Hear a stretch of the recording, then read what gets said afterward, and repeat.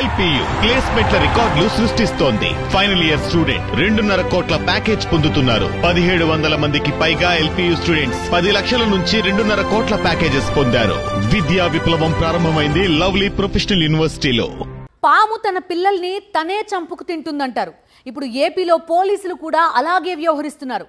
తమ బాస్ల కోరిక మేరకు కింది స్థాయి ఉద్యోగులను వేధించి హింసిస్తున్నారు.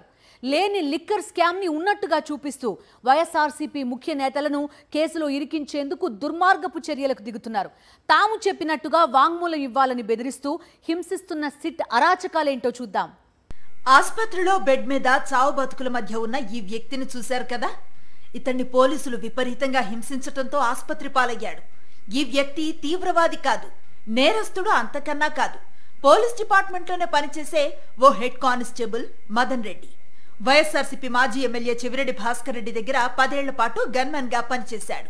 లేని లిక్కర్ స్కామ్ గురించి విచారించడానికంటూ విజయవాడ సిటీ ఆఫీస్ కు పిలిపించి ఉన్నతాధికారులు మదన్ రెడ్డిని తీవ్రంగా హింసించారు. పోలీస్ మీద పోలీసులే హింసకు పాల్పడటంతో మదన్ రెడ్డి ముఖం, వీపు మీద తీవ్ర గాయాలయ్యాయి. చెవిరెడ్డి భాస్కర్ రెడ్డికి లిక్కర్ స్కామ్ తో సంబంధం ఉన్నట్లుగా, ఆయన 200 కోట్ల నుంచి 250 కోట్ల వరకు రవాణా చేసినట్లుగా వాంగ్మూలం ఇవ్వాలంటూ బెదిరించారు. తొలి రోజు దాదాపు 9 గంటల పాటు వేధించి బెదిరించి పంపించారు. ఆ మర్నాడు యూనిఫామ్ లేకుండా సివిల్ డ్రెస్ లో మళ్లీ రావాలని ఆదేశించారు. సివిల్ డ్రెస్ లో వెళితే తీవ్రంగా కొట్టాలన్నది సిట్ అధికారుల నిర్ణయం. అంతకుముందు గిరి అనే మరో కానిస్టేబుల్ ను కూడా హింసించి తమకు అనుకూలంగా వాంగ్మూలం ఇప్పించుకున్నారు. గిరి మాదిరిగా నువ్వు కూడా వాంగ్మూలం ఇవ్వాలంటూ మదన్ పై దాడి చేసి కొట్టారు. దీంతో అతను గత 6 రోజులుగా మణిపాల్ ఆసుపత్రిలో చికిత్స పొందుతున్నాడు. గన్మ్యాన్ కు కార్డియాలజీ, న్యూరాలజీ పరీక్షలు చేసి చికిత్సను అందిస్తున్నారు. తనను సిట్ అధికారులు వేధించిన తీరుపై మదన్ రెడ్డి డీజీపీకి లేఖ రాశారు. తనను సిట్ అధికారులు చిత్రహింసలకు గురి చేస్తున్నారని, న్యాయవాది సమక్షంలోనే విచారణ జరిగేలా ఆదేశాలు ఇవ్వాలంటూ హైకోర్టును ఆశ్రయించారు. లేని లిక్కర్ స్కామ్ పేరుతో కొంతకాలంగా కూటమి ప్రభుత్వం చట్ట విరుద్ధ పనులన్నీ చేస్తోంది. వైఎస్ జగన్ చుట్టూ ఉండే ముఖ్య నేతలందరినీ కేసుల్లో ఇరికించే ప్రయత్నం చేస్తున్నారు. ఇప్పటికీ 7గురిని అరెస్ట్ చేసి జైలు పాలు చేశారు. ఇంకా మిథున్ రెడ్డి, చెవిరెడ్డి భాస్కర్ రెడ్డి లాంటి వారిని కూడా లిక్కర్ కేసులో ఇరికించేందుకు తీవ్రంగా ప్రయత్నిస్తున్నారు. ఇందులో భాగంగానే చెవిరెడ్డి గన్మ్యాన్ ను వేధించి ఆయనతో తప్పుడు వాంగ్మూలం ఇప్పించేందుకు ప్రయత్నిస్తున్నారని వైఎస్ఆర్సీపీ లీగల్ సెల్ అధ్యక్షుడు మనోహర్ రెడ్డి విమర్శించారు.